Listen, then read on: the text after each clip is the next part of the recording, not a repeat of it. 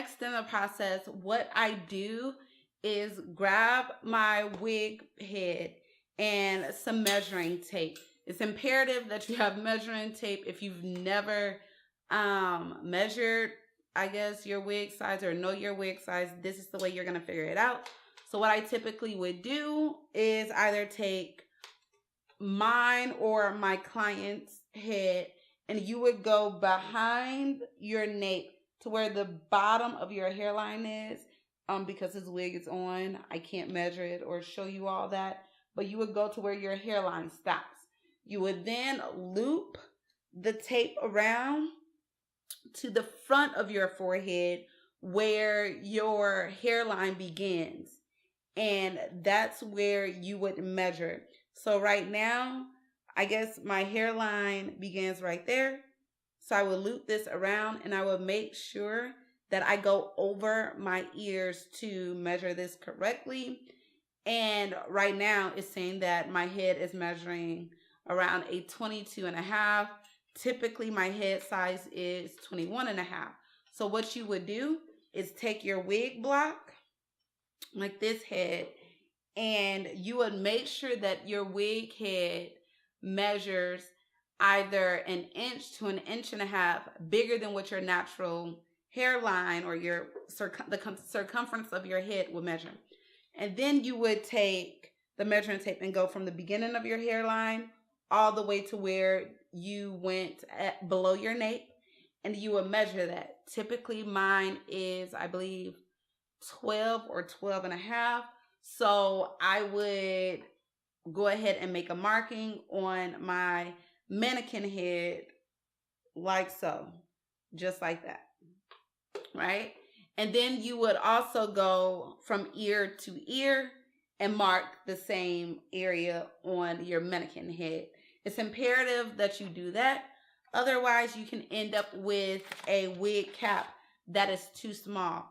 I personally like to add 1.5 inches. Half of an inch around the entire area that I measured onto my wig head. The reason I do that is because sometimes you can thread a little too tight whenever making your wig heads, and it'll end up tightening the wig, which inevitably makes your wigs smaller. So I already marked my locations on my wig block, which is something that I suggest you all do. But nothing's wrong with doing it again. Like, nothing's wrong with remarking your wig as, I guess, your hair grows or you become more comfortable in making your wigs. So like I mentioned, what I did was you would take the wig head and you would measure all the way around.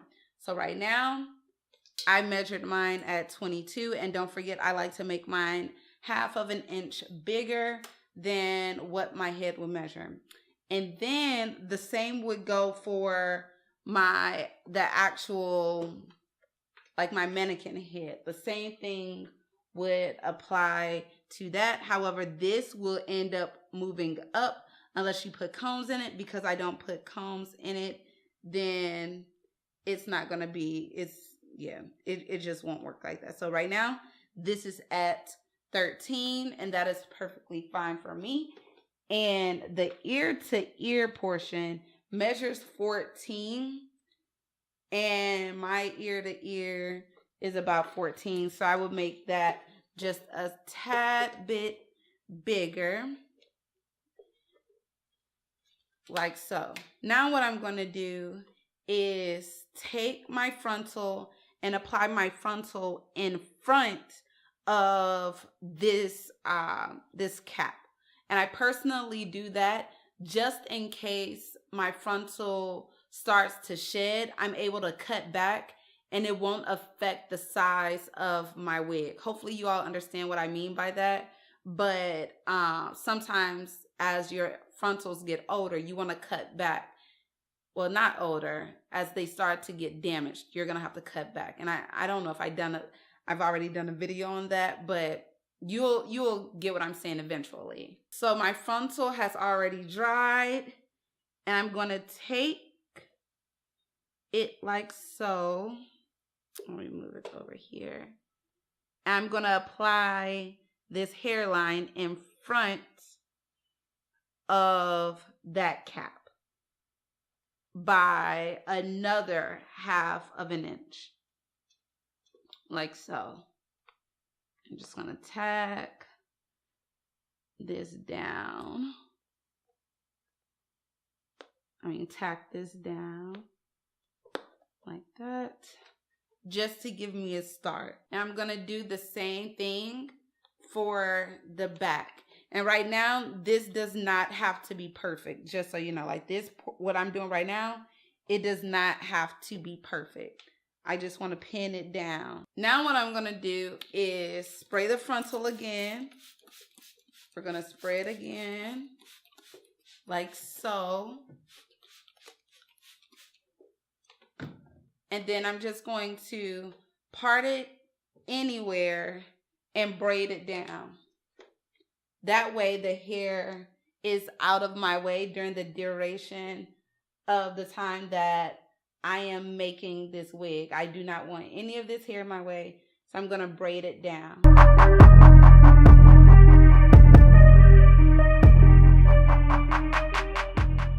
All right, so now that this is done, what we're going to do is actually position the frontal correctly onto the mannequin head. Again, you want it to be about 1 inch to 1.5 inches, depending on where their temples are.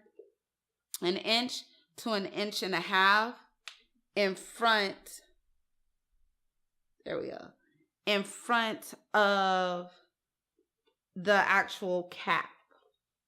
So that's what we're going to do. What I like to do is make sure that the ends of my frontal are actually touching the ends of the cap, if that makes sense, while still being 1 inch to 1.5 inches in front of the hairline. It's just a personal preference.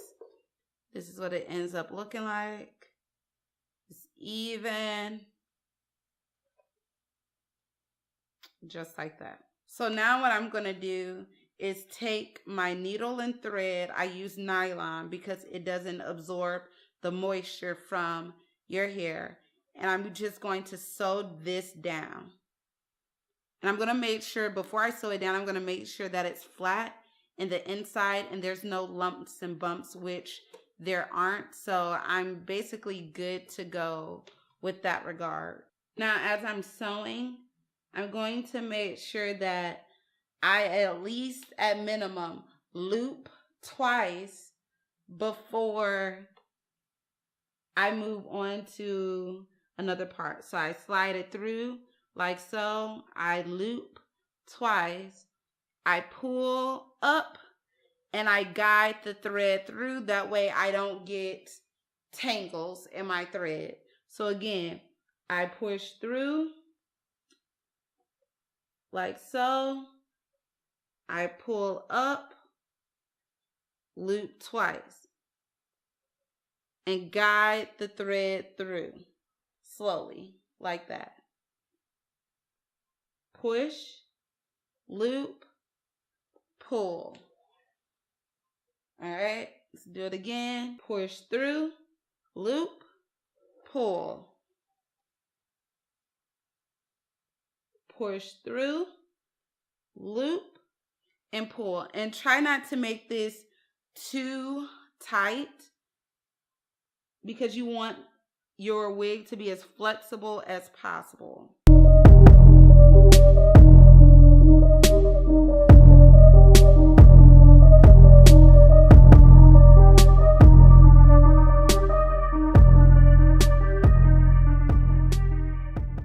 Now, once I get to the end, what I like to do is go underneath the base of that frontal and do the loop and pull just to secure that frontal. It's a personal thing. You don't have to. I just find that it works for me. Now, here is the end result. As you see, the stitching on this wig right now is absolutely perfect. It's very, very seamless, and it's just something that works for me. I personally like using the loop and pull because just in case there's, I guess, a problem with the wigs or anything, the stitching won't come undone everywhere else. All right, guys, that is it for this video. Like I said, this is just the personal preference as to how it is that I make my wigs for myself as well as my clients. Right now, this is what I would consider my foundation. In the next video, I'm going to show you all how I go about applying the wefts to this frontal. So yeah, until next time, guys, peace.